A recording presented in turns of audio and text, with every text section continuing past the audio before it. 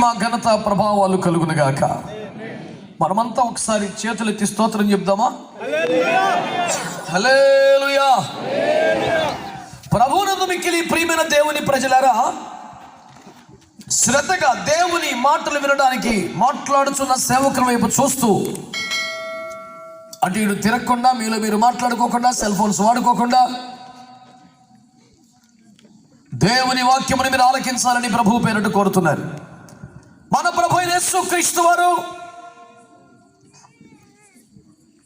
అఖిల బ్రహ్మాండమును చరాచర జగత్తును పుట్టించి పోషించిన మహాదేవుడై ఉండి, స్వయముగా తానే సృష్టికర్త అయ్యుండి, నశించి నరకానికి వెళ్తున్న మానవాళ్ళని ఉద్ధరించడానికి మహిమ కలిగిన దేవుడు, ఆత్మ అయిన దేవుడు శరీరమును దాల్చి భూలోకానికి వచ్చి మనుషులందరి యొక్క పాప శాపమును తన మీద మోసి భరించి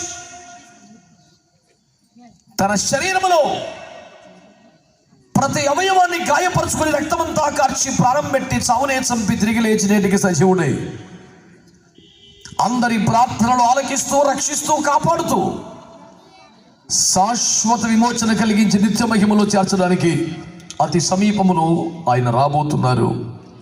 ఎంతమంది నమ్ముతారు ఆ మాటను? మీరు అలా నమ్మితే మీరు ఏమనాలి మరి?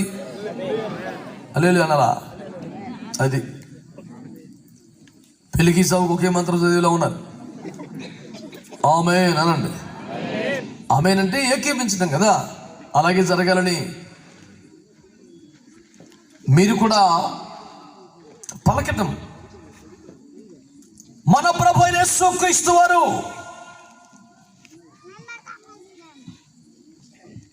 నరరూపును దాల్చి నరావతారముగా ఈ లోకములో మట్టి మనుషుల మధ్య తాను ఒక రక్త మాంసములో పాలువాడై జీవించి బోధించిన కాలములో ఆయన చేసిన చారిత్రాత్మకమైన ప్రసంగాలలో మణిహారము వంటిది, అతని కీర్తి కిరీటములో కలికితురాయి వంటిది, విశ్వవిఖ్యాతి నొందినటువంటి కొండమీది ప్రసంగం. మహాత్మా గాంధీ గారు, నెల్సన్ మండేలా గారు, ఆయా దేశముల జాతిపితలు తమ జాతుల స్వేచ్ఛ స్వతంత్రాలకు స్ఫూర్తి పొంది విజయము సాధించిన ప్రసంగం యేసయ్య కొండమీది ప్రసంగం. ఆ ప్రసంగములో మత్తయి సువార్త 5:20 నుండి గత సంవత్సరం ఇదే వేదిక మీద సభలో నుండి దేవుని వాక్యాన్ని ప్రకటించడానికి ప్రభు కృపనిచ్చాడు. ఈ సంవత్సరం అదే చారిత్రాత్మకమైన యేసునాథుని సందేశంలోంచి మరొక ఆణిముత్యం, స్వయంగా ప్రభువే నేర్పిన ఒక బోధ అపోస్తలులకు, ఆదిమ సంఘానికి, పెండ్లి కుమార్తె సంఘానికి కూడా అనుసరణీయమైన ఆధ్యాత్మిక పాఠం. మరి విశేషంగా లేని కడవరి కాలములో మహిమగల యేసు రాకడకు ఎదురు చూస్తున్న పెండ్లి కుమార్తె సంఘానికి శిరోధార్యమైన సందేశం ఏమనగా,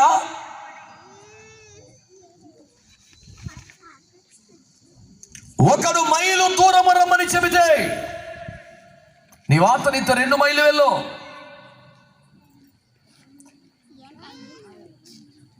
God is asking people to go for an extra mile.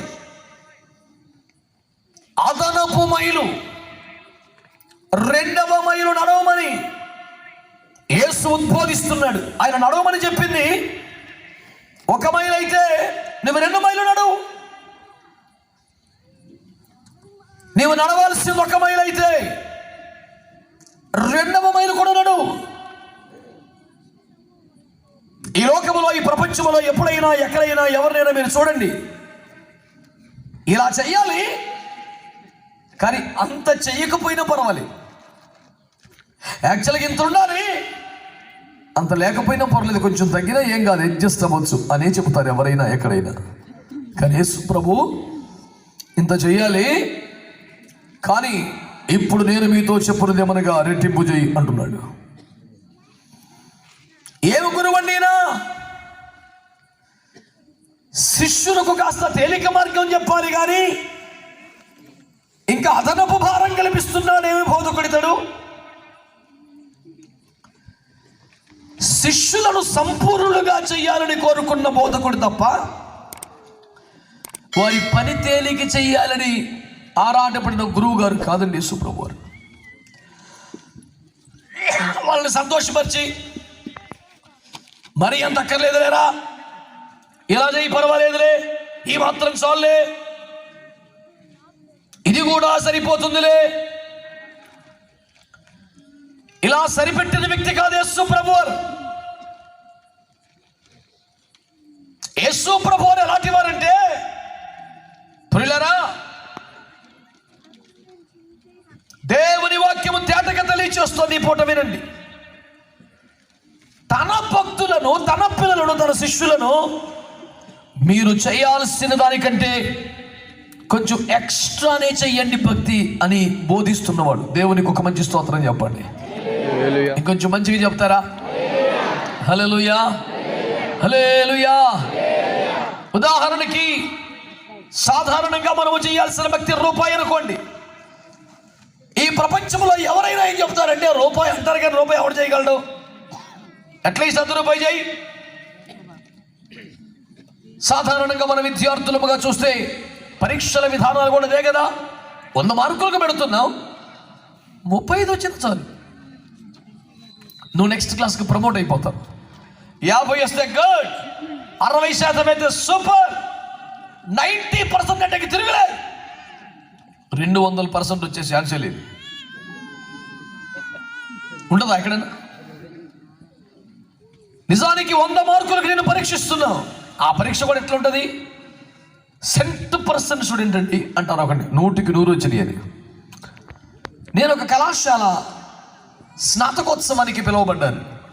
అదే విచిత్రమో, నేను పెద్దగా చదువుకున్నవాడిని కాదు. But I was invited for the convocation of a college. విద్యార్థులకు పట్టాలు ప్రదానం చేసే, గ్రాడ్యుయేట్స్ ఇచ్చే ఒకదానికి నన్ను పిలిచారు. నేను అడిగే నిర్వాహకులకి, నేను పెద్దగా అంతవరకు చదవలేదన్న సంగతి మీరు అడుగుదురా అని. తెలుసండి, మరి నన్ను పిలుస్తున్నావు ఆ కాలేజీకి? కాలేజీ మెట్లెక్కినోని కాదు నేను, ఏదో సిఆర్ఎండి కాలేజీలో ఏలూరులో డిగ్రీ దాకా వచ్చాను. ఇది ఇంకా పెద్ద వ్యవహారం. ఆ స్థాయి చదివినోని కదా అంటే, లేదు లేదు మీ మాటలు ఉపయోగపడితే రమ్మన్నారు.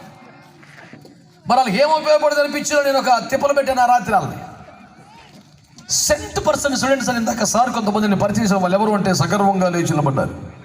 Sir, are you sure that these guys are 100% students? yes sir, yes they have secured 100% marks అన్నారు. ఆల్ రైట్, వారు 100% మార్కులు సాధించిన వారు అన్నారు. ఓహో, 100% అంటే ఎంత అంటే 100కి 100. మళ్ళీ అవ్వండి, నేను చెప్పినప్పుడు ఒక లాజిక్.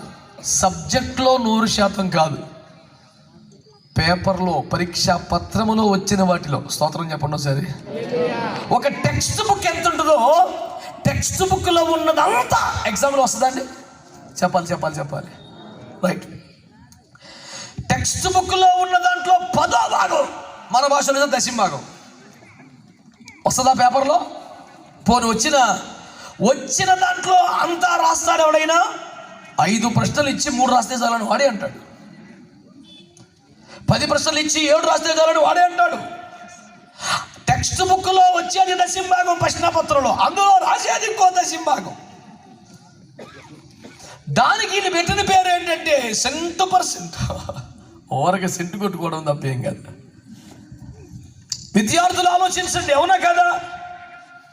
ఇంగ్లీష్లో 100 మార్కులు వచ్చినట్టు ఇంగ్లీష్ సబ్జెక్టులో కొంత వచ్చినట్ట. ఇంగ్లీషు సబ్జెక్టు పేరు మీద పెట్టిన ప్రశ్నాపత్రంలో వచ్చిన 10వ భాగం ప్రశ్నల్లో రాసిన 10వ భాగం వాటిల్లో కొట్టుకొచ్చిన మార్కులు. నేను విద్యా వ్యవస్థను తక్కువ చేయడానికి మాట్లాడినటువంటి మాట కాదు. నేను ఎందుకు ఈ మాట చెప్తున్నానంటే, ఎక్కడైనా 100% అనబడుతుంది, నిజానికి 10%. పోనీ మహా 20%, అదే 100%గా లెక్కింపబడుతోంది, కీర్తింపబడుతుంది. కానీ నేను మాట్లాడుతున్న సర్వ పరిపూర్ణులకు ప్రభువు యేసుక్రీస్తు వారు మాత్రం 100% అంటే ఆయన దృష్టిలో 200% చేస్తేనే 100 అంటున్నాడు. ఇట్లాంటి గురువు గారి దగ్గర ఎట్ట గెలిచేది? అందుకే ఎత్తబడ్డారు కొందరు. స్తోత్రం చెప్పండి గట్టిగా. తట్టుకోలేరు. నడిపింపుకు, ఈ బోధకు, ఈ ఉపదేశానికి నిలబడలేడు ఒక్కొక్కడు. ఇది మామూలు ముచ్చట కాదు. ఈ లోకములో సర్వోన్నతమైనటువంటి విశ్వవిద్యాలయాల్లో కూడా 100 మార్కులకు 100%గా 30%, 20% రాసినండి ఎక్వైర్ చేసినండి భావిస్తుంటే, మైలు నడవమంటే మైలు నడిస్తే కూడా నడిచినట్టు కాదురా, 2 మైలు నడిస్తేనే మైలు నడిచినట్లు లెక్క వేసే అంటున్నాడంటే ఈ భక్తి ఎంత కష్టం, ఈ మార్గం ఎంత ఇరుకు, ఈ విధానం ఎంత భయంకరమైనది. పొలోమని క్రైస్తవులోకి వచ్చాయి కండి ఆశీర్వాదాలు, స్వస్థతలు. అబ్బే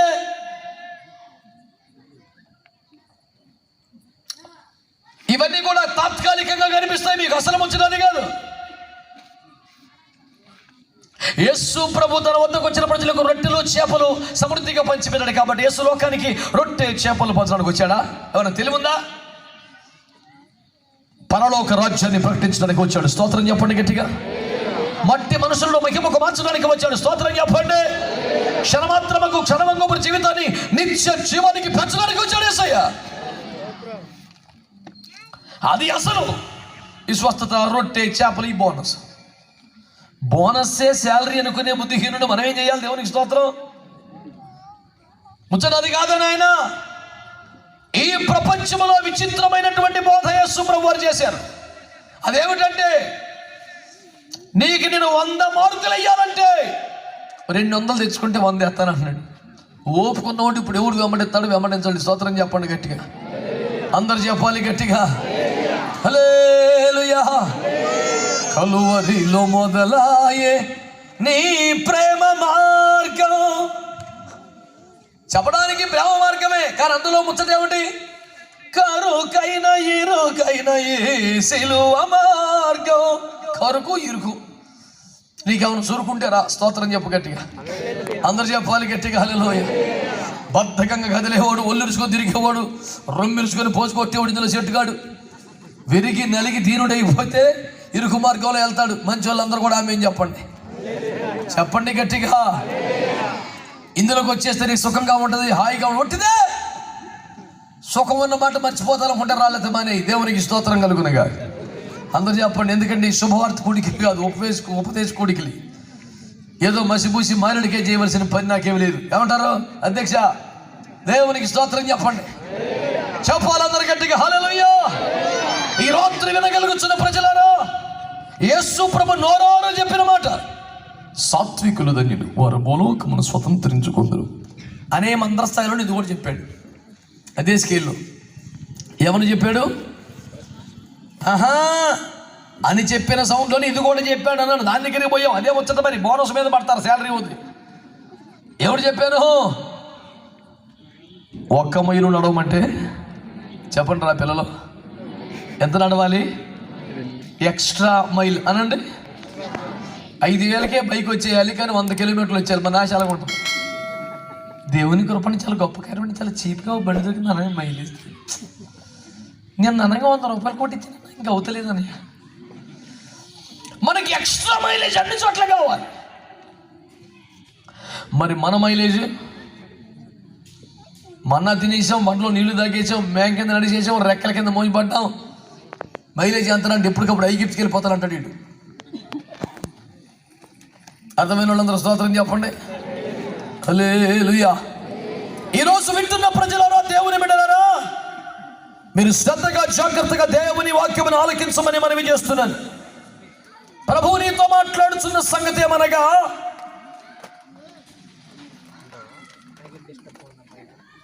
ఒక్క మైలు నడవమని చెప్తే 2 మైలు నడవాలట. ఆయన చెప్పినదంతా చేయాలట. ఆయన అప్పగించిందంతా పూర్తి చేయాలట. ఆయన ఆజ్ఞాపించినంత లెక్క నడవాలట. అంతేకాదు మైలు నడవమంటే 2 మైలు నడవాలట. మీలో ఎవరైనా ధైర్యం చేసుకురయ్యా, నన్ను యేసు ప్రభు ఎంత నడవమని చెప్తున్నారో దానికి 2 నడుస్తానయ్యా అనగలిగిన ధైర్యం ఉందా బిడ్డలారా? ఇంత కష్టం, ఇంత ఖర్చు, ఇంత ప్రయాస, ఇంత ప్రసవ వేదన, ఒక చిన్న సంఘానికి, ఒక దీన కుటుంబానికి ఇంత ఆరాటం దేనికి? ఈ ఈ సభలో కొన్ని రోజుల ముందే పాస్టర్ గారు చాలా బలహీనమయ్యాడు. అసలు ఏమైపోతాడో తారాటపడిపోయారు. కృపగల దేవుని ఆత్మ మరల తనను బలపరిచి నిల్చోబెట్టాడు. ఈ రోజు మీ అందరికీ చెబుతున్న సువార్త ఒకటే, ఈ కుటుంబానికి కానీ సంఘానికి కానీ ఇంతలా డబ్బులు ఖర్చు పెట్టుకోవడానికి ఇప్పుడు ముప్పటిగా నిధులున్నాయా? నేను అంటాను, వాళ్ళకి సంబంధించి ఖర్చు 2వ మైలే. వాళ్ళ పేరానికి ఇది 2వ మైలు ఎక్స్ట్రా. ఇది ఈ రోజున మీ అందరికీ నేను ఒక సవాలు చేస్తున్నాను. మన కళ్ళ ముందే మన ప్రియులు ఎందరో తాము చేయవలసిన దానికన్నా ఎక్స్ట్రా చేస్తున్నారు. తాము చేయగలిగిన దానికంటే ఎక్కువే చేస్తున్నారు. సూటిగా మిమ్మల్ని అడుగుతున్నాను, నీవు చేయవలసిన ప్రార్థన, నీవు కలిగి ఉండాల్సిన విశ్వాసం, నీకు ఉండాల్సిన సమర్పణ, నువ్వు చేయాల్సినటువంటి పరిచర్య, చేయవలసినదంతా చేయగలుగుతున్నావా? చెప్పినదంతా చేయగలుగుతున్నావా? ఒకవేళ చేయగలిగితే కూడా 50%. ఎందుకంటే నువ్వు 2వ మైలు నడవాలి కనుక.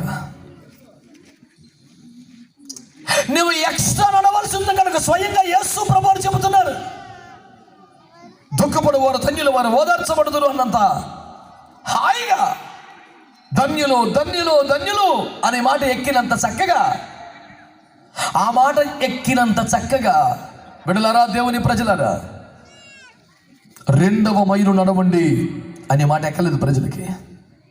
అది కూడా అదే ప్రసంగంలో, అదే దేవుడు అదే చోట అదే సమయంలో చెప్పిన ఉపదేశం. ఎందుకో క్రైస్తవ్యం మరుగున పెట్టేసిన మాట ఈ రాత్రి పరిశుద్ధాత్మ దేవుడు పైకెత్తి మనకు చూపిస్తున్నాడు. యేసు ప్రభు చెబుతున్న మాట ఏంటంటే, మీరు 1 మైలు నడవమంటే 2వ మైలు నడవాలి అని. ఇది యేసయ్య స్వయంగా చెప్పిన మాట. నేను చెప్తున్నాను కల్పించుకొని. మీరంతా నోరు తెరిచి జవాబు చెప్పండి. మరి యేసయ్య మాటల్లో ఒకటి తీసుకుని ఒకరు వదిలేస్తే ఎలాగండి? కొన్ని సెలెక్ట్ చేసుకుంటాము మనం, ఇది చాలు నాకని. ఇది నేను పాటించాలని కొన్ని మాటలు వదిలేయొచ్చా మనం? ఒక మాటకి అధిక ప్రాధాన్యం, ఒక మాటకి స్వల్ప ప్రాధాన్యం ఇవ్వడం ఏ రకంగా భక్తి అవుతుంది? ఆయన మాటలన్నీ మట్టి ముసలో 7 సార్లు కరిగి ఊదిన వెండి ఎంత పవిత్రములని కీర్తన 6:12 తేటగా రాశాడుగా. కొన్ని సెలెక్ట్ చేయడం ఏమిటి? ఇదిగో దేవుని మాట నీకు సెలవిచ్చినది ఏంటంటే, ఈ రాత్రి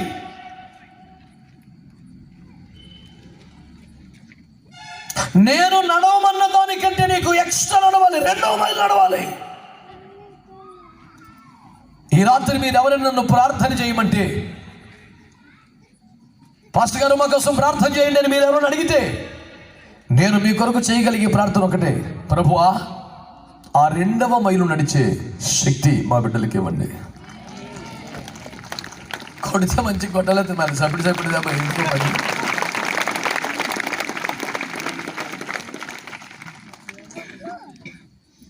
నేను అడుగుతున్నాను, ఇలాంటి బోధ చాలా విచిత్రమైనది, చాలా క్రైజీ, చాలా విపరీత ధోరణి అని చాలామంది భావిస్తారు.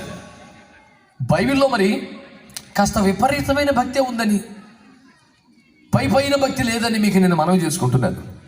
ఒక తండ్రి గారిని పిలిచి నీ సొంత కుమారుణ్ణి బలిపీఠం మీద పెట్టమని చెప్తే విపరీతం కదా? ఓ ఇంటి యజమానిని పిలిచి నీ భార్య అడుగుల సవ్వడి వినబడక ఆగిపోయినా ముందుకే సాగమని చెప్తే వెనక్కి చూడదని చెప్తే విపరీతం కాదా? ఏది పైన చెప్పాడు యేసయ్య? మృతులు తమ మృతులను ప్రాతిపెట్టుకుంటారు, నీ వచ్చి నన్ను వెంబడించని చెప్పడం విపరీతం కాదా? ఈ రోజున ఎవడైనా నన్ను వెంబడింప గోరుని అడలవాడు తన్ను తాను ఉపేక్షించుకుని, ఉపేక్ష అంటే వద్దనుకోవాలి, అది కావాలి ఇది కావాలని యేసు వెనకాల రాకూడదు. నిన్ను నీవే వద్దనుకోగలిగితే, అహము ఇహములు వద్దనుకోగలిగితే, ఆశల కోరికల మూటను పక్కన పెట్టగలిగితే, దేవుని చిత్తమును చేయుటకు మాత్రమే వెంబడింపగలిగితేనే రావాలి అని కదా యేసయ్య చెప్పాడు. మాయ మాటలు చెప్పి తన మార్గములను ఎవరిని ఆకర్షించుకోలేదే. అలా చేయలేదు మన ప్రభు. ఇరుకు మార్గమున ప్రవేశింప పోరాడండి అని చెప్పాడు ఆయన.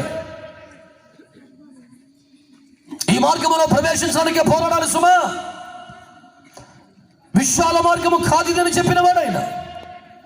నన్ను వెంబడించాలనుకుంటే ఆశలు కోరికలు చంపుకొని రావాలి అని చెప్పాడు ఆయన. ఏదో కొంతకాలం నడిస్తే అంతకాలానికి లెక్క కట్టి జీతం ఇస్తానల్లా. అంతము వరకు సహించిన వాడికి మాత్రమే రక్షణ అన్నాడు. మరణం వరకు నమ్మకంగా ఉంటేనే జీవ కిరీటం అన్నాడు. కలిగిన దాన్ని గట్టిగా పట్టుకుంటే నీకేదైనా ఆశీర్వాదం అన్నాడు. ఏదో విధంగా పరిగెడితే ఏమి రాదు, బహుమానం పొందినట్లుగా పరిగెడితేనే సుఖం లేదన్నాడు. ఎక్కడ తేలిగ్గా చెప్పాడు ఆయన. నాకు కూడా ఆశ్చర్యమే, ఇంత కఠినముగా చెప్పినోడు వెనకాల కోట్ల మంది వచ్చేస్తున్నాడు. నాకు అర్థమైసావు. నేను అందులో ఒకరిని అనుకోండి. నేను సేవకు వచ్చి 26 సంవత్సరాలు నిండిపోయి 27కి వస్తుంది. అడుగడుగున కష్టాలే, పోరాటాలే, శ్రమలే, నిందలే, అవమానాలే, ఇబ్బందులే. అయినా ప్రభువును వదిలిపెట్ట బుద్ధి అవుతలేదు. అది ఇటు ఈ పని వదిలేసి ఇంకేదైనా చేసుకుంటే ప్రాణం సుఖంగా ఉంటుంది అనిపిస్తుంది. నిజం కూడా అది. కానీ ఆ సుఖం కన్నా ఈ కష్టమే మంచిది అనిపిస్తుంది. నా యేసు నన్ను మోసం చేయలేదు, నాకు మసిమూసి మారేడికాయ చేసి అరచేతిలో వైఖరిని చూపించిన నాకు ఆహ్వానించలేదు. రై సేవ అంటే సావే, సావడానికి ఇష్టపడ్డారు. ఆరామనాడు వచ్చాను. ఏ దైవజనుడనంతే.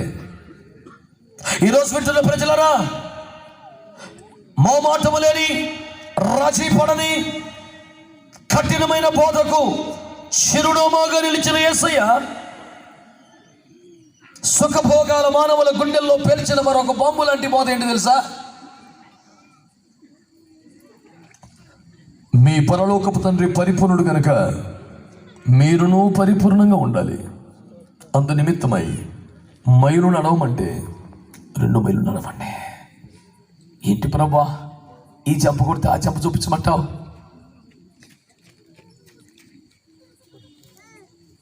పై వస్త్రం లాగేసుకుంటే అంగీ ఇచ్చేయమంటావు? శత్రువుని కూడా ప్రేమించడం కోసం ప్రార్థన చేయమంటావు? మైలు నడవమంటే 2 మైళ్ళు నడవమంటావు? ఏంటి ప్రభా ఇదంతా అంటే?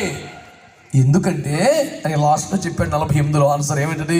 మీ పరలోకపు తండ్రి పరిపూర్ణుడు కనుక మీరు కూడా అలాగ ఉండాలి. అందరు చేతులు ఎత్తి స్తోత్రం చెప్పండి, స్తోత్రం చెప్పండి. సృష్టికర్త అయిన దేవుడు, తండ్రి అయిన దేవుడు, పరలోకమందున దేవుడు ఎంతటి పరిపూర్ణుడో మనమును అంతటి పరిపూర్ణముగా మారాలంటే, తండ్రికి తగ్గ బిడ్డలముగా తయారవ్వాలంటే, ఆ పోలికలను చేయాలంటే ప్రభు అంటున్నాడు, చేయాల్సినంత చేస్తే కాదు, ఎక్స్ట్రా చేయాలి, ఎక్స్ట్రా చేయాలి. ఈ సభలో కూర్చున్న చిన్నలు పెద్దలందరికీ ఈ రాత్రి నా పిలుపుకుంటే దైవజనుడిగా ఆ ఎక్స్ట్రా నడిచే ఆసక్తి నీకుందా? ఆసక్తి నీకుంటే ఆ పాట గ్యారంటీ నడిపిస్తాడు, పక్క సందేహమే లేదు. చంటి పిల్లలను, కురువృద్ధులను కూడా భీకరము గడార్లో 40 ఏండ్ల పాటు నడిపించినట్టు అద్భుత హస్తం అది. దేవునికి స్తోత్రం చెప్పండి.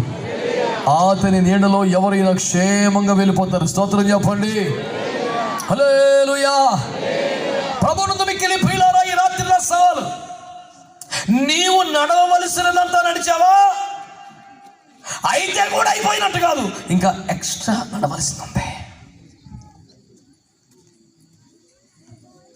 నీ కొరకు నియమించబడినంత పూర్తి చేసావా? అయిపోయినట్టు కాదు, ఇంకా ఎక్స్ట్రా ఉంది కొంచెం. నా సహదాసులకు, సహోదరులకు, బిడ్డలకి అందరికీ ఒక దైవజనుడిగా ఈ రాత్రి ఇస్తున్న పిలుపు, నీ కొరకు నియమించబడినంత చేస్తే కూడా పూర్తయినట్టు కాదు, ఎక్స్ట్రా నడవాలి, చెయ్యాలి అని ఆజ్ఞ నీకు ఇవ్వబడుతుంది. రాత్రి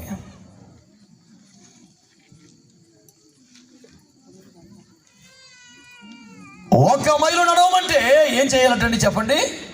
అందరు చెప్తారండి. 2 మైళ్ళు నడవమంటున్నాడు. పై వస్త్రం లాగేసుకుంటే అంగీ చేయమంటున్నాడు. ఒక చెంప కొడితే మరొక చెంప చూపించమంటున్నాడు. బిడ్డలారా, ఈ 2వ మైలు నడిచే ఓపిక ఉన్న వాళ్ళ కోసం ఈ రాత్రి దేవుడు మాట్లాడుతున్నాడు. ఏలియా భీకరమైన విజయాలు సాధించాడు. దేశమంతా యెహోవాయే దేవుడని కేకలు వేసేంత నిరూపణ సేవ చేయగలిగాడు. ప్రజలను ఉన్న తడబాటును తీసేయగలిగాడు. శిథిలమైన బలిపీఠాలు మనలా కట్టగలిగాడు. శ్రేష్ఠుడు అర్పణ తేగలిగాడు.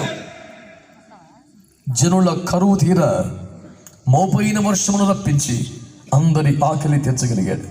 ఇంతటి భీభత్సమైన సేవ చేసిన తర్వాత ఇంత మట్టుకు చాలు ప్రభు, నా ప్రాణం తీసుకోమన్నాడు. దేవుడు అన్నాడు, నువ్వు చేయాల్సింది ఇంకా ఉంది. మా పితరులు కూడా ఇంత చేయలేదే, నేను వాళ్ళకైనా గొప్ప అన్నా. ప్రభు అన్నాడు, నువ్వు నడవలసిన మైలు నడిచావు, కానీ నీకోసం ఇంక ఎక్స్ట్రా మైలు ఇచ్చాను నాన్న. స్తోత్రం చెప్పండి ఒకసారి. ఏంటి ఎక్స్ట్రా మైలు? నీ సేవలో రక్షించబడ్డ వేవేల జనం, ఈ ప్రజలు మహిమలోకి నడిపించబడినట్లు నీకంటే రెండింతలుగా సేవ చేయగలి ఇంకొకరిని తయారు చేయకుండా ఎట్టబోతావు? ఈ అహాబు రాజుతో జనాలను వదిలేసిపోతావు, ఇంకొక రాజును అభిషేకించొద్దా నువ్వు? స్తోత్రం చెప్పండి గట్టిగా, చెప్పాలి గట్టిగా. అగ్ని కురిపించుట, వర్షము రప్పించుట ఏలియా నడవలసిన మైలు. ఎలీషాను అభిషేకించుట, రాజును అభిషేకించుట ఎక్స్ట్రా మైలు. స్తోత్రం చెప్పండి గట్టిగా, చెప్పాలి గట్టిగా. ఆయన అన్నాడు, నాకు ఎక్స్ట్రా మైలు ఓపిక లేదయ్యో, నన్ను తీసేసుకో అన్నాడు. ప్రభు అన్నాడు, సరే చూడన్నాడు. చూశాడు, అక్కడ తాజాగా నిప్పుల మీద కాల్చబడి రొట్టె ఉంది. యేసయ్యా ఏంటిది? తిను. నాకు ఆసక్తి లేదు, నా ప్రాణం తీసుకొని నీ వద్దకు వచ్చేస్తాను నేను. తిను. తిని పడుకున్నాడు. లేపాడు, మళ్ళీ రొట్టె పెట్టాడు. లేపాడు, మళ్ళీ రొట్టె పెట్టాడు. ఏమయ్యా, శక్తికి మించిన ప్రయాణం ఉందా? స్తోత్రం చెప్పండి. మంచి కోటాలు పెట్టారయ్యా, మంచి వర్తమానాలయ్యా, మేమెంతో బలపడ్డామయ్యా. ఎందుకు బలపడ్డావు? ఎందుకు ఈ ఖర్చు? ఎందుకు ఈ కష్టం? ఎందుకు ఇంత కన్నీరు? ఎందుకు ఇన్ని ఉపవాసాలు? ఎందుకు ఇంత వేదన? ఎందుకు ఇంతమంది దైవజనులు సమకూర్చబడాలి అంటే, నువ్వు నడవాల్సింది, నీకు శక్తికి మించిన ప్రయాణం ఉంది. నీవు నడవాల్సిన మైల నడవేకలేవు. ఇప్పుడు రెండవ మైల నడవాలి. నీకున్న బలం అయిపోయింది, నీకున్న శక్తి అయిపోయింది. మరొక నూతన బలముతో నింపడానికి, పారమార్థిక శక్తి నీకు ఇవ్వడానికి, మున్ను పెన్నడు ఎక్కలేని ఎత్తైన స్థలానికి ఎక్కడానికి ఇక చాలు, ఇక అలసిపోయాను, ఇక నా వల్ల కాదు అనుకున్న స్థితిలో నుంచి మరొక ఎత్తైన కొండ ఎక్కించడానికి దేవుడి ఉపదేశ పడుగులు ఏర్పాటు చేసి నీకు బలమునిస్తున్నాడు. అందరూ కూడా స్తుతించండి. ఇంత అద్భుతంగా స్తుతిస్తారు అనుకోలేదు. ఎలా స్తుతించాలో కూడా మేము చెప్తే అప్పుడు చేస్తారు కదా. నోరారు స్తుతిస్తూ గట్టిగా చప్పట్లు కట్టండి ఒకసారి.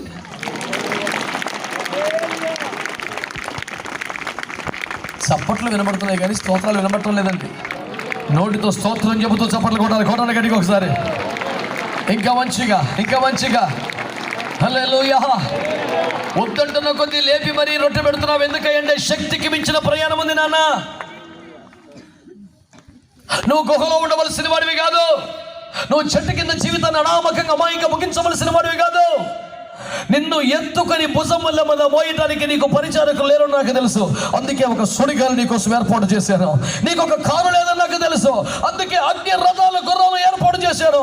ఇదిగో అలసిపోయి చావాలనుకుంటున్నావు, నీకు అసలు మరణమే లేకుండా చేస్తున్నాను. నిత్య మహిమలకు వచ్చాయి. గట్టిగా చప్పట్లు కొట్టి స్తోత్రం చెప్పండి. నువ్వు కొంచెం ఎక్స్ట్రా చేస్తే, ఎంత ఎక్స్ట్రా చేయడానికి ఆయన సిద్ధంగా ఉన్నాడు. హల్లెలూయా. మన యేసయ్య ప్రేమ మనము అంచనా కట్టగలమా? ఇంత అని చెప్పగలమా? ఆయన ప్రేమని ఊహించలేమండి, ఊహించలేము. ఒక భక్తుడు పాడతాడు, ఇది నీ ప్రేమకే సాధ్యము. ఆ మాట నాకు ఎంత ఇష్టమైందో. One of my most favourite statements of that. ఇది నీ ప్రేమకే సాధ్యము, వివరించుట నాకు అసాధ్యము.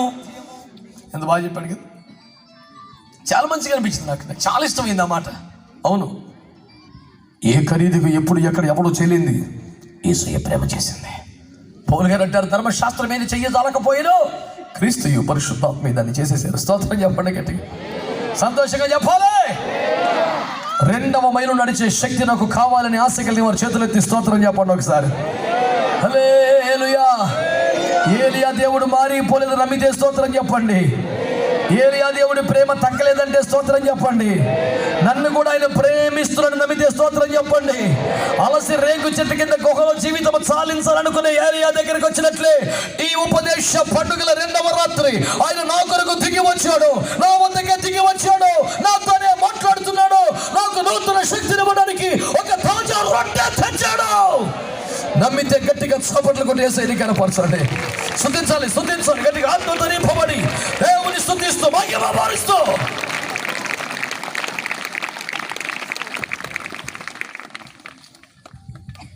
ఏలియా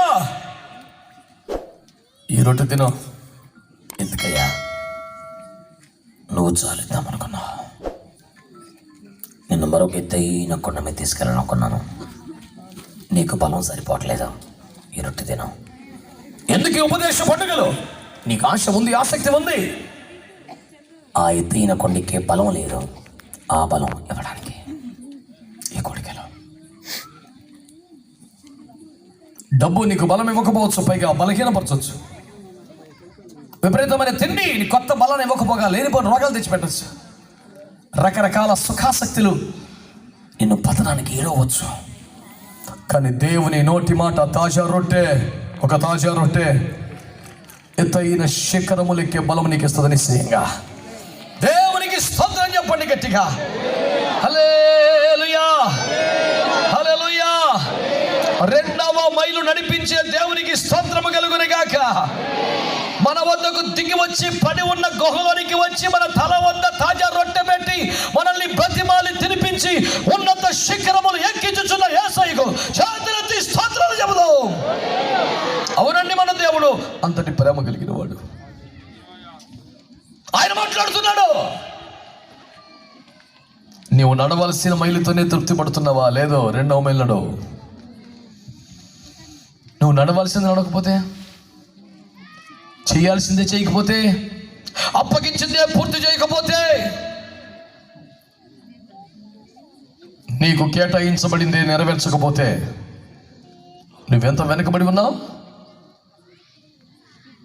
ఈ దినము రాకముందే రాకడ జరిగి ఉంటే, నీ ప్రాణం పోయి ఉంటే, నిత్యములో మహిమలో నీ స్థానం ఎంత ఘోరంగా ఉండేది. ఆ శాశ్వతమైన స్థానం మెరుగవ్వాలని ఈ సభలో ఈ రాత్రి దేవుడితో మాట్లాడుతున్నాడు. కొంచెం ఓపిక చేసుకో. ప్రభు కోసం ఎన్నో సహించావుగా, ప్రభు కోసం ఎన్నో వదులుకున్నావుగా, ప్రభు కోసం ఎందరో పర్లేదని కాదనుకున్నావు కదా. కాస్త నిద్ర, కాస్త సుఖం, కాస్త సిండి నువ్వు కాదనుకుని మరిక్క మైలు నడవగలిగితే నీ బుద్ధికి ఊహకు మించిన శ్రేష్టమైన మహిమ స్థానం నీకు ఇవ్వడానికి యేసయ్య చేతులు చాపి మహిమలు ఎదురు చూస్తూ ఉన్నాడు. అందరూ సంతోషంగా స్తుతించండి ప్రభువుని. పానక నీ మీద ప్రేమ చూపుతున్న దేవునికి స్తోత్రాలు చెప్పడానికి ఎందుకు కలిసిపోతావయ్యా? హల్లెలూయా, హల్లెలూయా, హల్లెలూయా, హల్లెలూయా. ఇది దేవుని ప్రేమ, ఇది దేవుని ప్రేమ. రెండవ మైలు నాడు ఎందుకయ్యా అంత ఎక్స్ట్రా? పరిపూర్ణత. అయ్యి బాబు నా వల్ల కాదు. లేదు లేదు లేదు, నీ తండ్రి పరిపూర్ణుడు, నీవు కూడా సరిగ్గా ఉండాలి. నా వల్ల కాదయ్యా, అందుకే కానీ నేను దిగి వచ్చి రొట్టె పెడుతున్నాను నీకు, తిను. డబ్బులు పెడితే ఈ అభిషేకం దొరుకుద్దా? డబ్బులు పెడితే ఉపదేశం దొరుకుద్దా? డబ్బులు పెడితే పరిశుద్ధుల సాన్నిహిత్యం లభిస్తుందా?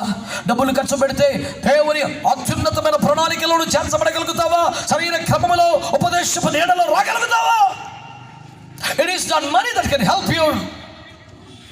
It is the grace of God that makes you ability, gives you ability, caliber to come and be fixed in the eternal plan and purpose of God Almighty.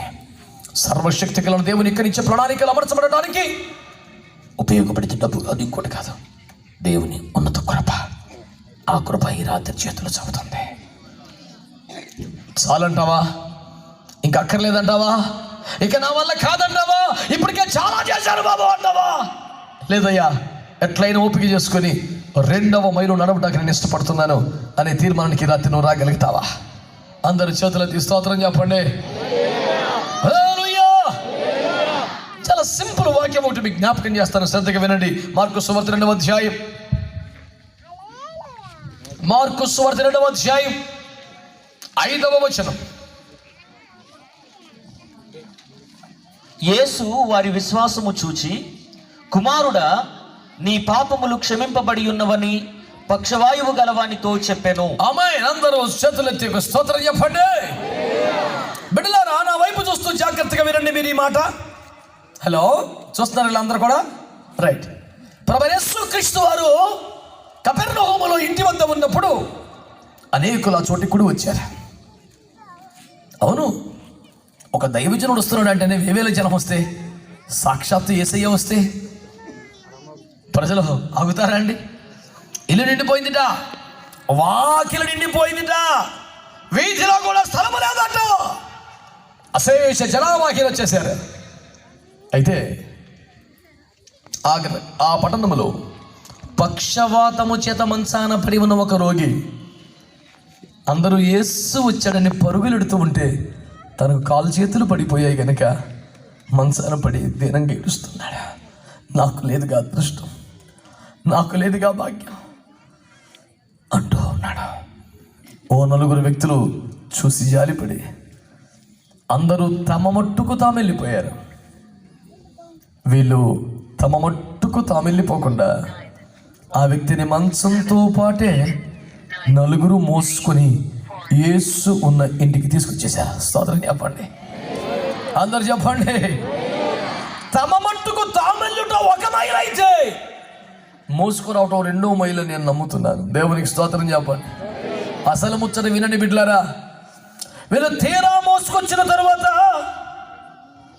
ఇంటిలో వాకిట్లో రోడ్డు మీద కూడా చూడలేనందున నిన్ను యేసు వద్దకు తీసుకువెళ్తే ఆయన స్వస్థపరుస్తారని ఆశించాం బాబు.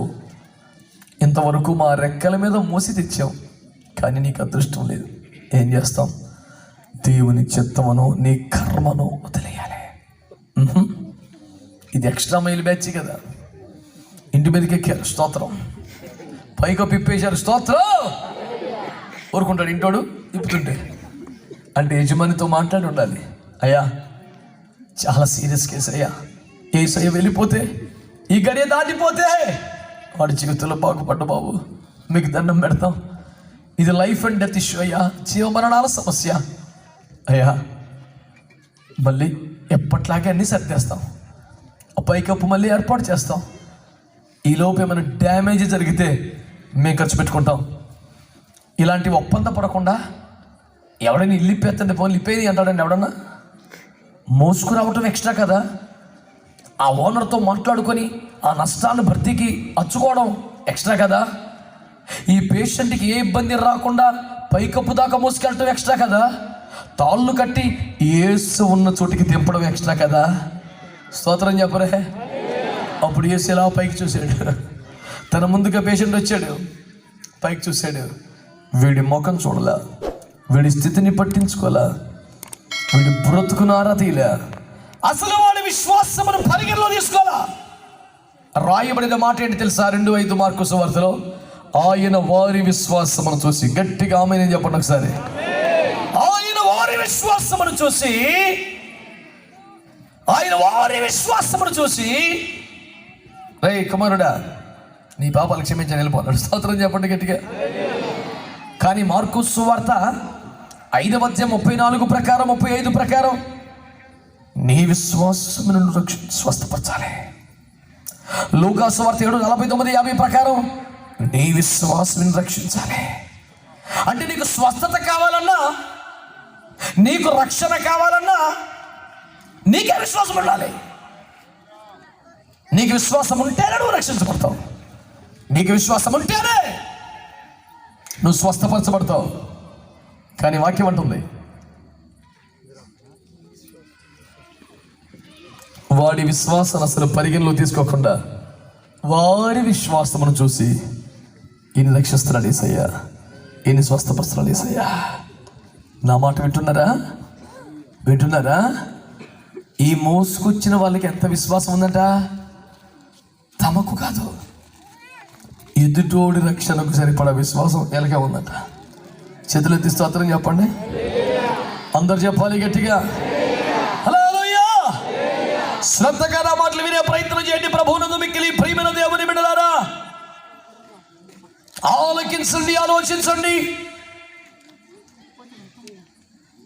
దేవుని మాటలు మీరు వినగలిగితే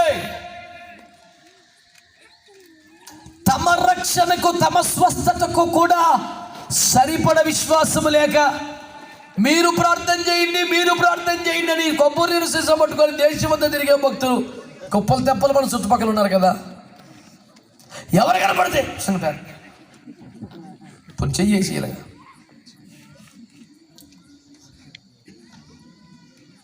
కానీ ఇక్కడ రాత్రి మనకు కనపడుతున్నారు భక్తులు. ఇక్కడ వారి రక్షణకు కాదు, వారి విశ్వాసం ఎంత ఉందంట, ఎదుటి వాడి రక్షణ కూడా సరిపడా విశ్వాసం వాళ్ళకే ఉంది. స్తోత్రం చెప్పండి గట్టిగా. నీకు విశ్వాసం రక్షించబడతావుగా, నీకు విశ్వాసం ఉంటేనే స్వస్థపరచబడతావుగా. ఇప్పుడు నీకు రక్షణ వచ్చింది, పాప క్షమాపణ అంటే స్వస్థత వచ్చింది, రక్షణ రెండు వచ్చేసి నీడికి. మరి నీ విశ్వాసం అసలు పరిగణలోకి తీసుకోవాలా? ఎవరి విశ్వాసాన్ని బట్టి? మోసుకొచ్చోళ్ళ విశ్వాసాన్ని బట్టి. అమ్మా మీ బంధువులు రక్షించబడ్డారా? అమ్మా ఇరుగు పొరుగు రక్షించబడ్డా? వాళ్ళకి ఎన్ని చెప్పినా విశ్వాసం లేదండి, మూర్ఖత్వం అండి, నమ్మటం లేదండి. మరి విశ్వాసం లేకపోతే ఎలాగండి? మరి నేను అంటాను, మరి నీ విశ్వాసం ఏమైంది? నా విశ్వాసం ఉంది కాబట్టి నేను రక్షించబడ్డా. అది 1వ మైలు. ఇప్పుడు ఉపదేశం ఏంటంటే 2వ మైలు. స్తోత్రం చెప్పండి. నీకు ఎంత విశ్వాసం ఉండాలి? నీవు రక్షించబడడానికి సరిపడా కాదు, ఎదుటివాడు రక్షణ కూడా నీ విశ్వాసం అక్కడికి వచ్చేంత ఉండాలి. నమ్మితే ఆమేన్ చెప్పండి, చెప్పాలి గట్టిగా. హల్లెలూయా. నీవు విశ్వసిస్తేనే రక్షించబడతావు, నువ్వు విశ్వసిస్తేనే స్వస్థపరచబడతావు. 1వ మైలు అదే. ప్రభువులకి విశ్వాసం లేదు, ఎన్ని చెప్పినా వినటం లేదు, నమ్మకం రావటం లేదు. నా ముఖం చూడయ్యా, నా కన్నీరు చూడయ్యా, నా భారము చూడయ్యా, నా విశ్వాసం చూడయ్యా.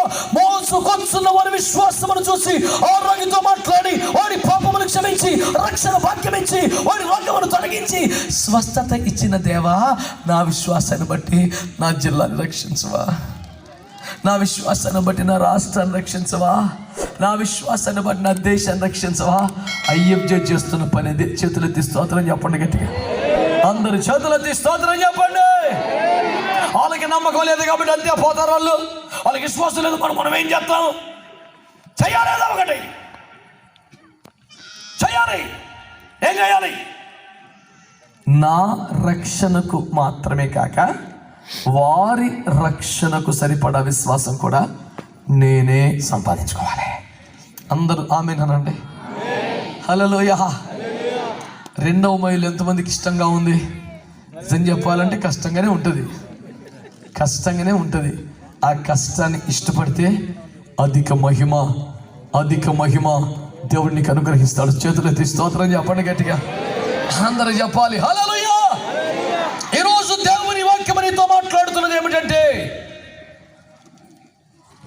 వారి విశ్వాసమును చూసి కుమారుడా నీ పాపాలు. గత అనేక సంవత్సరాలు నేను యేసయ్య కాళ్ళు పట్టుకుని ఏడుస్తున్న పైంటదే. ప్రభువా మా ముఖం చూడు, ప్రభువా మా విశ్వాసం చూడు, ప్రభువా మా కన్నీరు చూడు. దీనిని బట్టి నువ్వు వారిని రక్షించాలి, నీ వారితో మాట్లాడాలి. మోసుకొచ్చిన వారి విశ్వాసం చూసి కుమారుడా, తనకు ప్రార్థన చెయ్యని వాడితో, తనను సంతృప్తి పరచగలిగినంత విశ్వాసము లేని వాడితో, తన వద్దకు తనంతటగా తాను రాని వాడితో నా యేసు మాట్లాడుతున్నాడు. నీ విశ్వాసమును చూసి యేసయ్య నువ్వు ఎవరి కొరకు భారము కలిగి ఉన్న వారితో మాట్లాడాలి. స్తోత్రం చెప్పండి గట్టిగా. నువ్వు ఎవరి పట్ల భారము కలిగి ఉన్న వారితో యేసయ్య నీ ముఖం చూసి వారితో మాట్లాడాలి. నీ విశ్వాసాన్ని బట్టి వారిని దర్శించాలి, నీ నమ్మకాన్ని బట్టి వారిని స్వస్థపరచాలి, నీ భారాన్ని బట్టి వారిని రక్షించాలి. ఈ కార్యమంతా నిశ్చయముగా యేసయ్య జరిగించినట్లుగా చేతులెత్తి ఆపకుండా 1 నిమిషం స్తోత్రాలు చెప్పండి. ఆగకుండా 1 నిమిషం స్తోత్రాలు చెబుతూనే ఉండండి, ఇంకా గట్టిగా.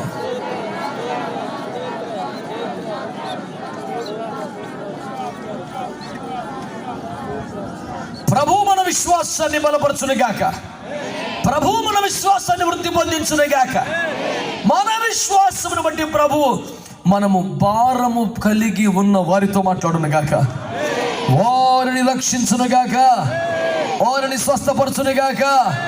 ఎదుటి వారి రక్షణకు స్వస్థతకు సరిపడ విశ్వాసము మనమే సంపాదించుకుందాముగాక. గట్టిగా ఆమేన్ ఆమేన్ ఆమేన్ అని కేకవేయండి. ఆమేన్ ఆమేన్ ఆమేన్. నాకు ఆ విశ్వాసం కావాలి, నాకు ఆ విశ్వాసం కావాలి, నాకు ఆ విశ్వాసం ఇంకా కావాలి. నా దేశానికి సరిపడా, నా రాష్ట్రానికి సరిపడా, నా స్వజనులకు సరిపడా విశ్వాసం నాకు కావాలి.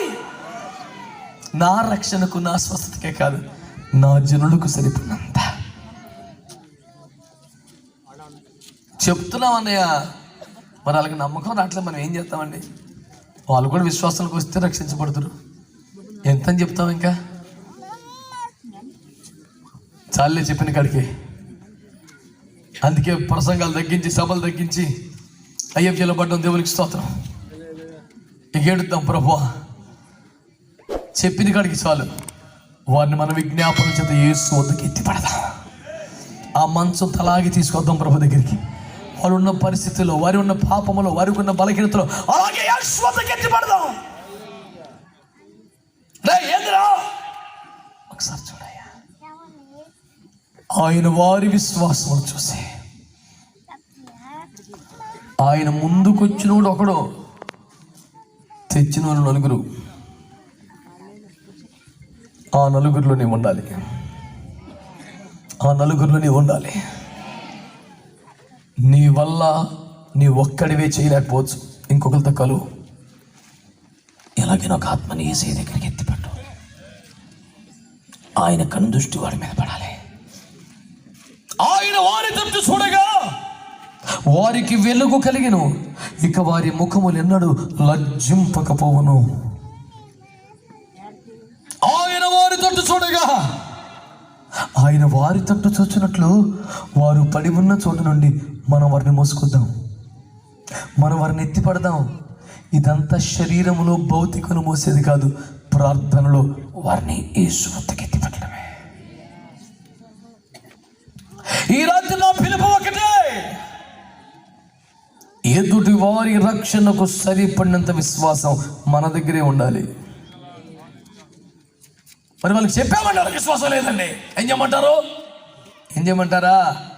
వారికి ఉండాల్సినంత విశ్వాసం నువ్వే కలిగి ఉండు. దేవునికి స్తోత్రం చెప్పండి. హల్లెలూయా. అందరు చెప్తాం హల్లెలూయా. ఈ మాటలు చెప్తున్నప్పుడు నీ కళ్ళలో నీ బంధువులు కనపట్టలేదా? ఈ మాటలు చెప్తున్నప్పుడు నీ హృదయంలో మీ స్నేహితుల జాబితా మెదలటం లేదా? ఈ మాట చెప్తున్నప్పుడు గత కొన్ని సంవత్సరాలుగా ఎవరు రక్షించబడాలని ఎదురు చూస్తున్నావో వారి ముఖ చిత్రాలు నీ కళ్ళ ముందు తేటగా కనబడటం లేదా? ఈ రాత్రి వారందరినీ కూడా ఇది మొదలుకొని విశ్వాసముతో, భారముతో, కన్నీళ్లతో, ప్రార్థనతో యేసు వద్దకు ఎత్తి పట్టగలిగితే యేసు కనుదృష్టి వారి మీద పడితే చాలు. ఆయన కనుదృష్టి పడితే చాలు.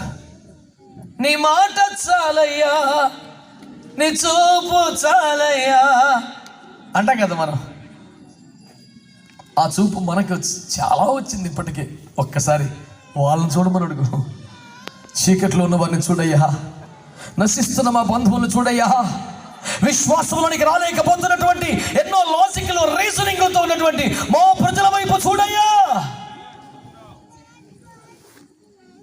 ఆకాశము దాసులకు దేవుడు అంటున్నాడు, నేను నిశ్చయముగా ఐగుప్తులో నా ప్రజల బాధలు చూచితిని. ఆయన కను దృష్టి పడినట్లుగా మొరపెట్టాలి, మొరపెట్టాలి. ఈ రాత్రి నా పాయింట్ ఒకటే, మోసుకొచ్చిన వారి విశ్వాసం వీడితో ప్రభు మాట్లాడేలా చేసింది, రక్షణ పొందేలా చేసింది. నేను అంటున్నాను, నీవు రావడం 1 మైలు, ఇంకొకరిని తేవడం 2 మైలు. నీ రక్షణ కొరకు, నీ స్వస్థత కొరకు విశ్వాసాన్ని కలిగి ఉండడం 1 మైలు. ఎంత చెప్పినా విశ్వసించని వారి రక్షణ కొరకు కూడా నీవే విశ్వాసాన్ని కలిగి ఉండడం 2 మైలు. ఈ రాత్రి సభలో ఉన్న వారందరినీ దైవజనులతో సహా నేను కోరుతున్న మాట ఒకటే, వాళ్ళకు సరిపడ విశ్వాసం కూడా మనమే సంపాదించుకుందాం. అందరూ ఆమేనంటారా? అందరూ ఆమేనంటారా?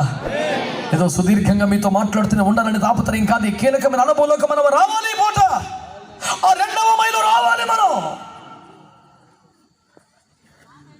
మోసుకొచ్చిన వారి విశ్వాసం బట్టి పేషెంట్తో ప్రభు మాట్లాడి రక్షణ చేశాడు. నేను నమ్ముతున్నాను, నమ్మకంగా చెబుతున్నాను, నీ విశ్వాసం ఇంకొకరు కూడా పనికొచ్చుద్ది. నీకే కాదు, నీ వరకే కాదు, ఇతరుల రక్షణకు సరిపడినంత విశ్వాసం నీవు కలిగి ఉండవచ్చును. ప్రభువా నాకంత విశ్వాసమే అయ్యా అని ప్రార్థన చేయగలుగుతావా? ఇంకా మెడగట్టాలి, ఇంకా కార్లు కొనాలి, ఇంకా డబ్బు సంపాదించాలి కాదు, కాదు, కాదు. ఇంకొన్ని ఆత్మలను సంపాదించాలి, ఇంకొన్ని ఆత్మ రక్షించబడాలి. అందరూ స్తోత్రం చెప్పండి గట్టిగా.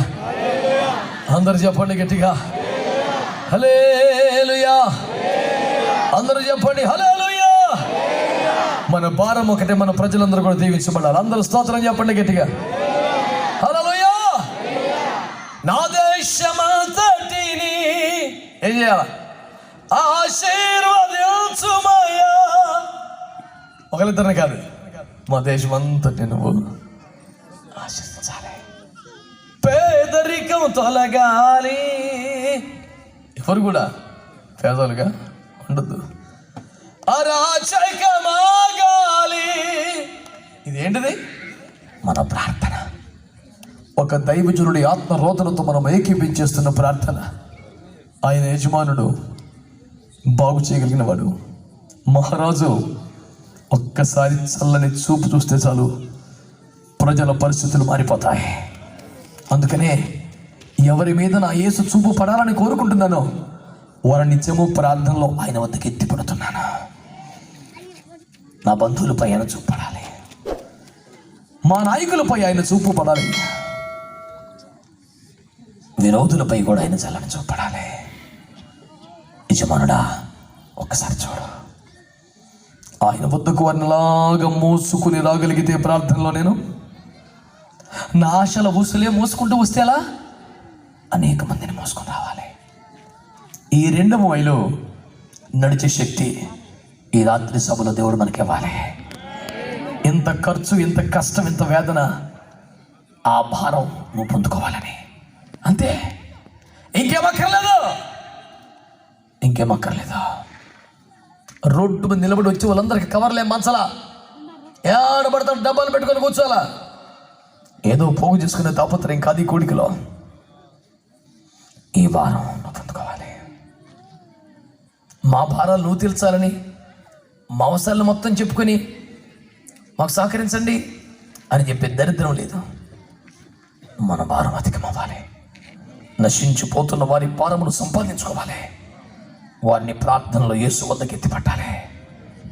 ఆయన చల్లని చూపు వారి మీద పడేంత వరకు మనం మోస్తూ ఉండాలి. ఈ 2వ మైలు భక్తి ప్రభు మనకిచ్చినట్లుగా ఒక మంచి స్తోత్రం చెప్పండి. ఆమేన్. హల్లెలూయా, హల్లెలూయా. మత్తయి సువార్త 25వ అధ్యాయంలో మరొక మాట విజ్ఞాపకం చేస్తాను.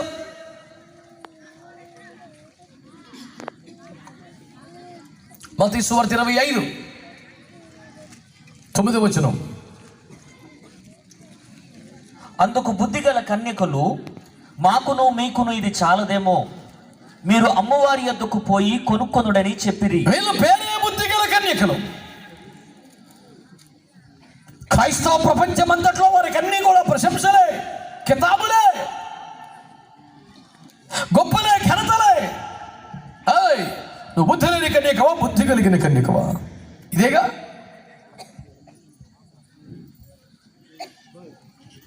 నేను అంటున్నాను, ఒకవేళ మీరు బుద్ధి కలిగిన కన్యకలు అయితే కూడా, మీ దివిటీలు మండుతూ ఉంటే కూడా, మీ సిద్ధలలో నూనె ఉంటే కూడా, ఏమిటయ్యా నీ గొప్ప? నూనె అయిపోతున్న వాళ్ళు వచ్చారు, నూనె తగ్గిపోతున్న వాళ్ళు వచ్చారు, నూనె లేని వారు వచ్చారు. వచ్చి అమ్మా, మా దివిటీలు ఆరిపోయేలా ఉన్నాయి, మేము బుద్ధి లేని వారమై అదనపు నూనె సంపాదించుకోలేకపోయాం, మా మీద జాలిపడి కొంచెం నూనె ఇస్తారా? మీరు ఆత్మపూర్ణులుగా, మీరు అభిషక్తులు కదా, మీ దివిటీలు వెలకటమే కాదు, మీకు సిద్ధులలో కూడా నూనె ఉంది కదా. Why don't you people help us by giving us some oil? కొంచెం నూనె మాకు ఇవ్వచ్చు కదా. అప్పుడు ఆ బుద్ధి కలిగిన కన్యకులు చెప్పిన మాట ఏంటో తెలుసా? అయ్యో తప్పకుండా, మీరు మా సహోదరులు కదా, మీకు కొంత ఆయిల్ ఇస్తే మంచిదే కదా, మీరు విడవబట్ట మేము భరించలేము కదా, మీరు మాతో కూడా ఎత్తబడాలి కదా. లేదండి అమ్మా, ఈ నూనె మీకు మాకు సరిపోదు, మేము బుద్ధి కలిగిన వాళ్ళమే, కానీ మా దగ్గర మాకు సరిపడానే ఉంది. అందరు గట్టిగా స్తోత్రం చెప్పండి.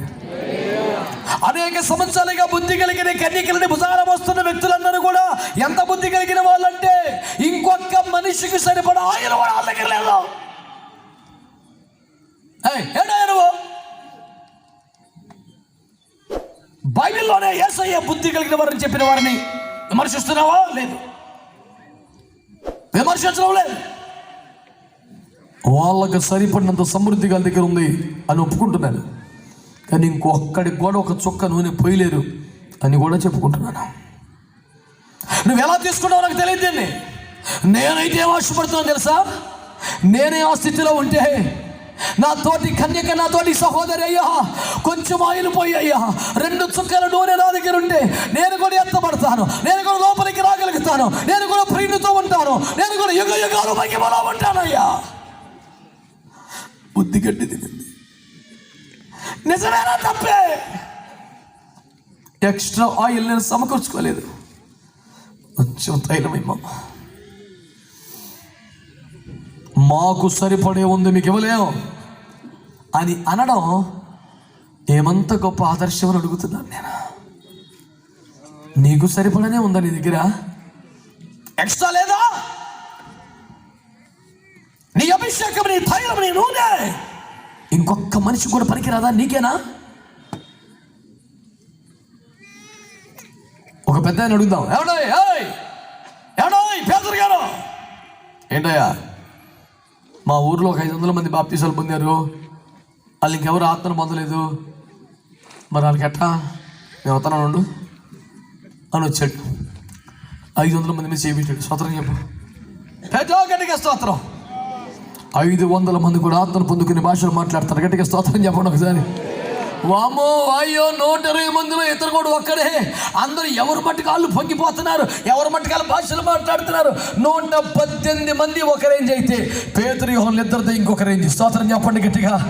అందరూ అదే మేడగదిలో ఉన్నారు, అందరూ ఆ 10 రోజులే ప్రార్థన చేశారు, అందరూ ఆ భాషలే మాట్లాడారు, అందరికీ ఒక్కొక్క కిరిస్మాలే వచ్చింది. వీళ్ళ మీద 3 వేసేసి వాళ్ళ నిలబడలా. కానీ వీరు పొందిన అభిషేకం ఎంత గొప్పదండి దేవుని బిడ్డలారా. వీళ్ళు ఎక్కడికి వెళ్తే అక్కడ ఒక అగ్ని పాత్ర వలె ఉన్నారు. ఎవరి మీద చేయి పెడితే అక్కడ, ఎక్కడ ప్రసంగం చేస్తే అక్కడ, ఎక్కడ ప్రార్థన చేస్తే అక్కడ వీళ్ళలో నుంచి అగ్ని వాళ్ళ మీదకి వెళ్తుంది. అబద్ధమైంది. ఇదేనా మసిపూసి మారే కాడ చేసిన ముచ్చట? సత్యం కదా.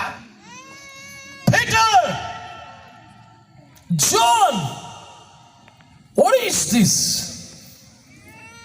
నేను చెప్పను ఆన్సర్, ఎక్స్ట్రా ఫైర్. కొట్టో గట్టిగా కొట్టా.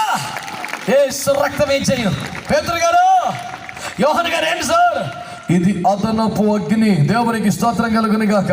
మా ఇద్దరికి సరిపడా మాత్రమే కాదు, ఎక్కడ నిలబడితే అక్కడ, ఎవరి మీద చేయి పెడితే వారి మీదకి, ఇదిగో ఎక్కడ ప్రకటిస్తే అక్కడ వారి మీద కూడా ప్రచండమైన అగ్ని దిగి వచ్చినట్లుగా దేవుడి కృపతో నింపాడు మమ్మల్ని.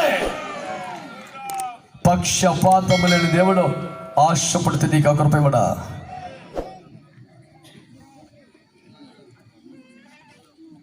రైన్హార్డ్ బాంకే అనే దైవజనుడు నాకు చాలా ఇష్టమైనటువంటి ఒక దైవజనుడు.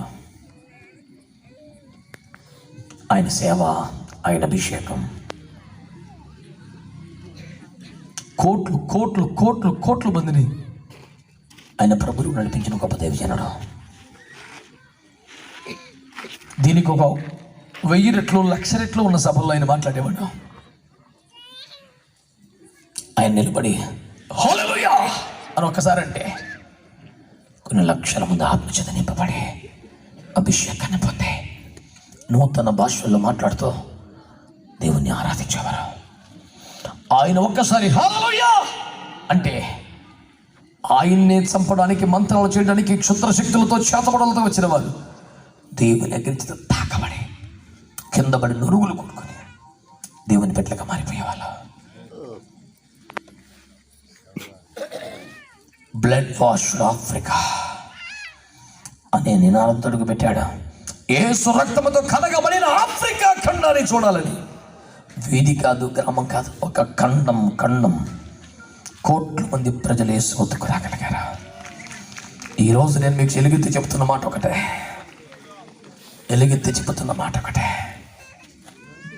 మన తెలుగు రాష్ట్రాల్లో కనీసం 1000 సంఘాలు ఎక్కడ సభలు పెట్టిన కుప్పలు కుప్పలు జనం, ప్రతి చోట మాట పాట ఉపదేశం అన్ని సమర్పణకు సంబంధించినవే. ఒక్క యేసన్న ఎంత పని చేయగలిగాడు. ఆయన విశ్వాసం ఆయన ఒక్కడికే సరిపోయింది కాదు, లక్షల మందికి. వింటున్న ప్రజలారా, వారికి విశ్వాసం లేదు కాబట్టి రక్షించబడలేదని పసలేని మాటలు ఎంతకాలం మాట్లాడతావు? అమ్మా, మేము అభిషేకించబడ్డాం, కానీ తైలం మీకు మాకు చాలదు, మాకే వెళ్ళు, నువ్వు కొనుక్కొచ్చుకోపో అని ఎంతమందిని తిప్పి పంపుతావు? నేను అడుగుతున్నాను ఒకసారి మిమ్మల్ని, నీ వద్దకు మాకు కొంచెం నూనె కావాలి అని వచ్చిన వారిని, లేదు బాబు మాకు సరిపడ మీకు లేదు అని తిప్పి పంపుతావా? వారి మీద చేతులుంచగానే వారు కూడా తైలాభిషేకముతో నింపబడేలాగా బతుకుతావా? ఈ రెండవ మైల్లోకి రావాలి మనం. ఎంత ఏడుస్తావో, మొర్ర పెడతావో, ఉపవాసం ఉంటావో, ప్రార్థన చేస్తావో నాకు తెలియదు. ఈ రెండవ మైలుకు నువ్వు రావాలి.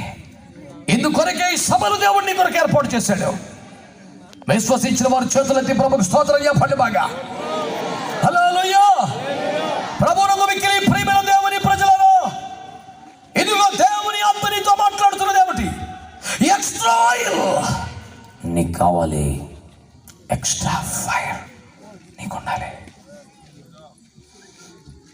118 మంది ఎవరు మట్టుకు వాళ్ళు భాషలు మాట్లాడుతున్నారు, కానీ ఇద్దరు మాత్రం ఎక్కడ అవసరమైన అందరూ వీళ్ళకే ఫోన్ చేస్తున్నారు. చూడు బాబు, పేతురు, యోహాను, సమరయలో ఫిలిప్ గారి సేవలో కొంతమంది బాప్తీసాలు పొందారంట. కొంచెం వీళ్ళని బలపరుచులు వీళ్ళు వచ్చారు, వారి మీద చేతులు ఉంచారా, వారందరూ ఆత్మతో నింపబడ్డారా. ఈ నూనె మాకే సరిపోతుంది, మీకేమని అనలేదు. మేడగది తర్వాత పరిశుద్ధాత్ముడు భూమి మీదకి దిగి వచ్చిన తర్వాత, ఇక్కడే సంఘములో నివసించడం ఆరంభించిన తర్వాత, ఇక మాకు మీకు సరిపడ తైలం లేదనే మాటలే రావడానికి వీల్లేదు. ఎంతమందికి సరిపడ తైలమైన నీ వద్ద ఉండాలి. ఇది ఈరోజు ప్రభు నీకు ఇస్తున్న ఒక ఛాలెంజ్.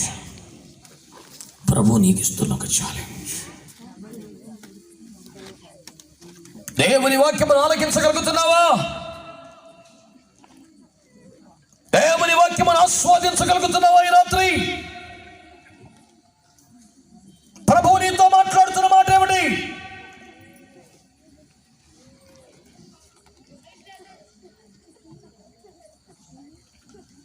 ఈ దగ్గర ఉన్న తైలం మీకు మాకు సరిపోదు, మాకే సరిపోతే. అది పరిశుద్ధాత్మతో పూర్వం పరిశుద్ధాత్ముడు భూమి దగ్గర రాక్యత మాట్లాడి, పరిశుద్ధాత్ముడు వచ్చాడు, యుగ సమాప్తి వరకు మన మధ్యలో ఉంటానన్నాడు. కొలత లేని ఆత్మతో నింపుతున్నాడు, వాగ్దానం చేశాడు. ఆయన మన మధ్యలో సమృద్ధిగా నివసిస్తున్నాడు. ఇప్పుడు మనం పొందాల్సిన ఆత్మ ఎంత తెలుసా? మనకు కాదు, ఎంతమందికైనా సరిపడినంత అభిషేకం రావాలి. అందరూ స్తోత్రం చెప్పండి. హల్లెలూయా. ఇంకా ఏదో 2 చుక్కలు, గ్లాసు నీళ్ళు కాదు. ఏం కావాలి ఇప్పుడు మనకి? మన కడుపులో నుండి జీవ జల నదులు బయటికి పారాలి. ఎంతమంది దప్పికైనా తీరాలి. దేవునికి స్తోత్రం చెప్పండి గట్టిగా. విశ్వసించు వారందరి కడుపులోంచి జీవజల నదులు బయటికి పారాల్సిందే. ఆ మాట దీనికి సంబంధించింది. విశ్వసించు వారు పొందబోవు పరిశుద్ధాత్మను గురించి ఆయన ఈ మాట చెప్పాడు.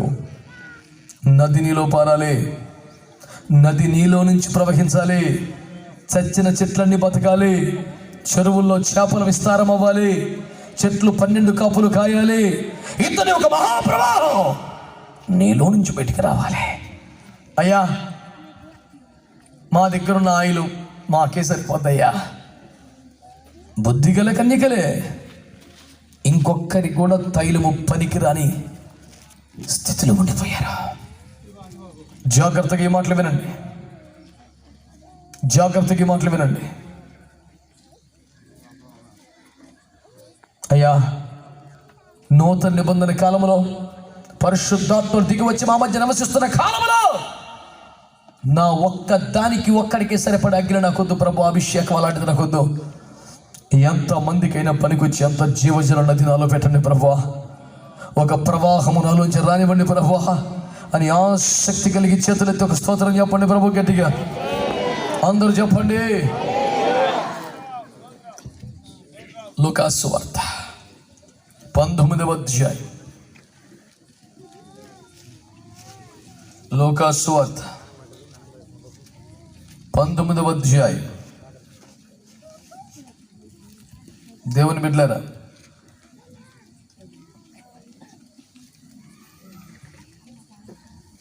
ఇరవై 24వ వచనం. వీని యొద్ద నుండి ఆ మీనా తీసివేసి 10 మీనాలు గలవాని కీయుడని దగ్గర నిలిచిన వారితో చెప్పాను. వారు అయ్యా వానికి 10 మీనాలు కలవే అనిరి.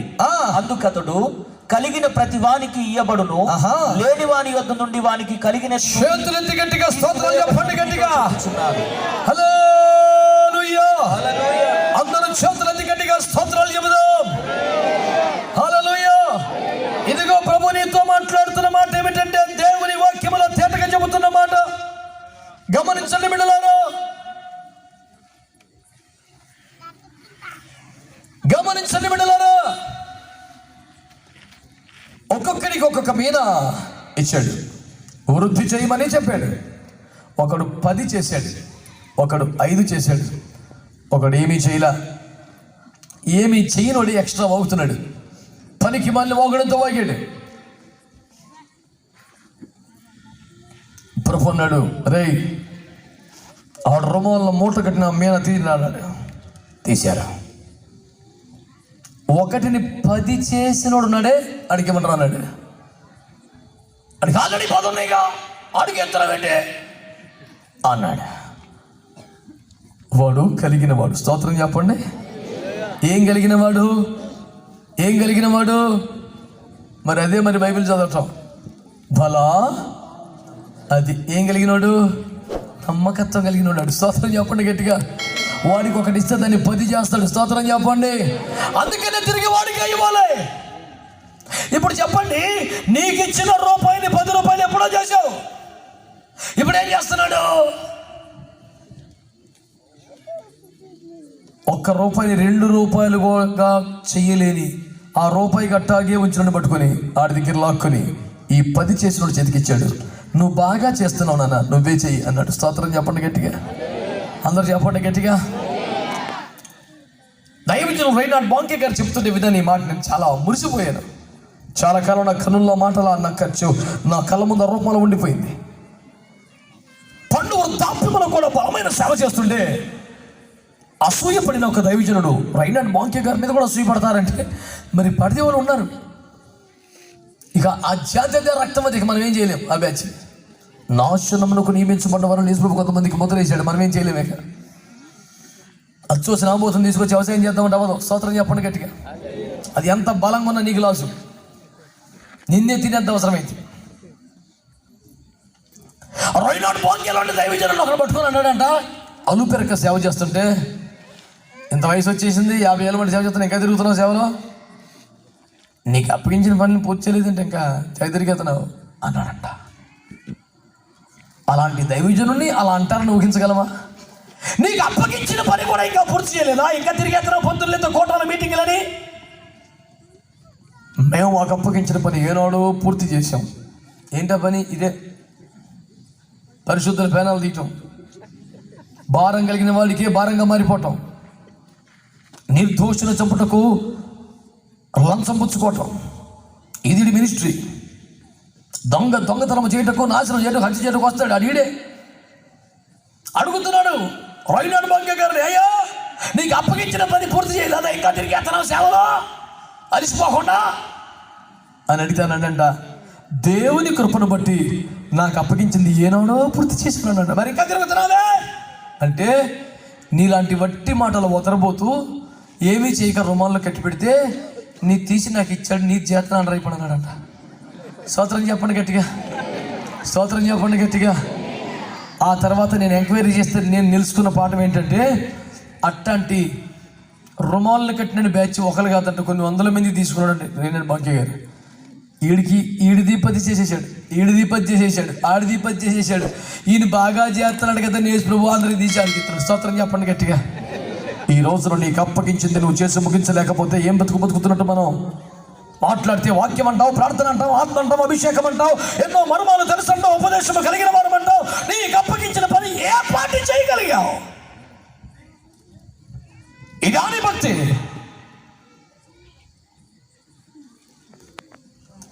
తన మీనాలు 10 మీనాలు చేయడమే కాదు, అది 1వ మైలు. ఏమండి, రుమాలను కట్టి మట్టిలో పాతి పెట్టిన వాడు తీసిస్తే ఇప్పుడు దాన్ని కూడా 10 మీనాలు చేస్తున్నాడు. స్తోత్రం చెప్పండి గట్టిగా. హల్లెలూయా చెప్పండి. అంటున్నాను, నీకు అప్పగించిందే చేయలేకపోతే మిగతా వాళ్ళది ఎప్పుడు చేస్తావు?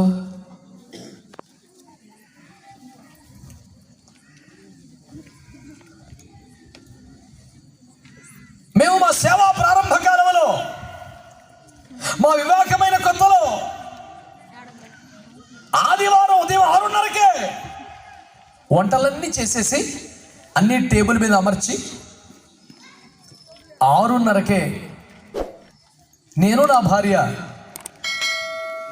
మందిరానికి వెళ్ళే లోపునటువంటి విశ్వాస గృహాల్లో కొత్తగా వస్తున్న వారి దగ్గరికి వెళ్ళి, అమ్మా తయారయ్యారా, మా బండి మీద మిమ్మల్ని తీసుకెళ్ళాలా? ఇంకా వంట అవ్వలేదండి. నా భార్య గబగబా వంటగదిలోకి వెళ్ళి గబగబా వంటలని చేస్తుండేది. నేను బయట కూర్చుని ఆ యజమాని పిల్లలను ప్రోత్సహించి వారిని గబగబా తయారు చేస్తుండండి. మాదంతా 6:30కి రెడీ అయిపోయింది. ఇలాంటి మధ్యలో సోమరిపోతు కొంపలు 5-6 కొంపలు దర్శించి వీళ్ళందరినీ మేము తయారు చేసి వాళ్ళ వంటలన్నీ మేము చేసి వీళ్ళందరినీ కట్టుకొని చెట్టుకి తీసిపోయాను. స్తోత్రం చెప్పరే. మా వంట ఎప్పుడు అయిపోయింది రయ్యా. ఈ మసి చెమటంత మాది కాదు, ఆడిది ఆ పక్క కొంపడిది. స్తోత్రం చెప్పరే. హల్లెలూయా. నేనేమని చెప్తున్నాను మీకు? మనకు అప్పగించబడింది చేసి ముగించాలి. ఇంకా ఆయుష్కాలం ముందు కనుక ఏం చేయాలి? చెయ్యలేక చతికిలిబడిన ఎన్నో సేవలు మనం చేయాలి. మూత పడిపోతున్న మందిరాలు తెరిపించగలగాలి. చల్లారిపోయిన ఆత్మీయ జీవితాల్ని అంటించగలగాలి. దిగజారిపోయిన ప్రస్థత్వములకు వెళ్ళిపోయినటువంటి ఒకనాటి మహిమ గల సేవలను మళ్ళా పునరుద్ధరించగలగాలి. యెషయా గ్రంథంలో మీరు పాడైన దానిని మరలా బాగు చేయు వారిని మీకు పేరు పెట్టబడును అన్నాడు. స్తోత్రం చెప్పండి కదా. ఆయన మన పేరే పెట్టారు, రిపైరర్స్ ఆఫ్ ద బ్రీచ్ అని పేరు పెట్టాడు. మీరు పాడైపోయిన దాన్ని బాగు చేయవరని మీకు పేరు పెట్టబడను. ఈ నామకరణం ఎప్పుడు సార్థకం అవుతుంది మనకి? ఎప్పుడు స్వతంత్రించుకుంటావు? ఎన్ని పరిచర్లు నిలబెట్టగలిగావు? ఎన్ని సంఘాలు నిలబెట్టగలిగావు? ఎన్ని యాత్రలు ఉద్ధరించగలిగావు? నా మటుకు నేను ప్రశ్నించుకోవాలిగా. నేను సేవకు వచ్చేంతకాలం సేవ చేస్తున్నప్పుడు ఒకవేళ ఆగిపోతున్న సేవలు ఏమైనా మరలా పునరుద్ధరించబడగలిగా? మానేద్దామన్న సేవకుడు ఎవరైనా పరిచర్లోకి రాగలిగాడా? ఇక చేతులు ఎత్తేసిన వాడు ఎవరైనా మళ్ళీ పరిచర్య మొదలు పెట్టగలిగాడా? ఈ సాక్ష్యం లేకపోతే ఇంకెందుకు సేవ చేయడం?